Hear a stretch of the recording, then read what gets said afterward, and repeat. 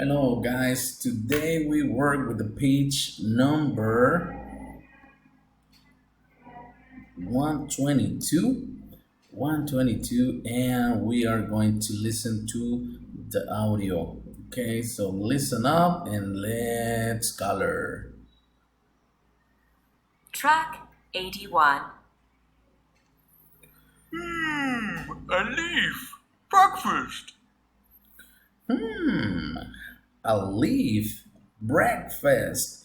Uy, nuestra amiguita de Caterpillar está pensando ya en su comida. Look at this. She's thinking about the food here. Vamos a hacer nuestra arrow. Así, muy bien. Wow. Okay. Dijo él. A leaf. Breakfast. Now, let's listen to the next one.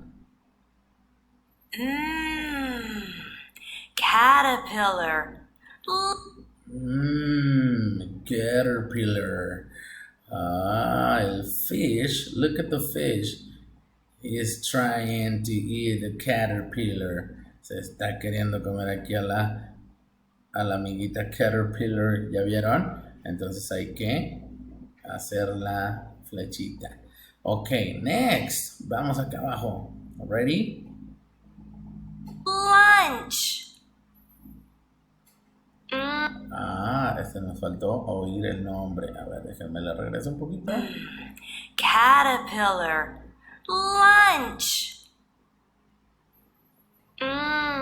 Small fish.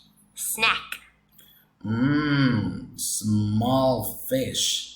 Snack. Uy, este fish es small, está pequeñito, ¿verdad? Y este grandulón, the big fish, is trying to eat him. Look at that. Lo está queriendo comer al small fish. Remember, small fish, big fish. Okay? And let's go with the last picture. Big fish. Dinner. This guy is trying to get the fish. Okay? Dice, big fish.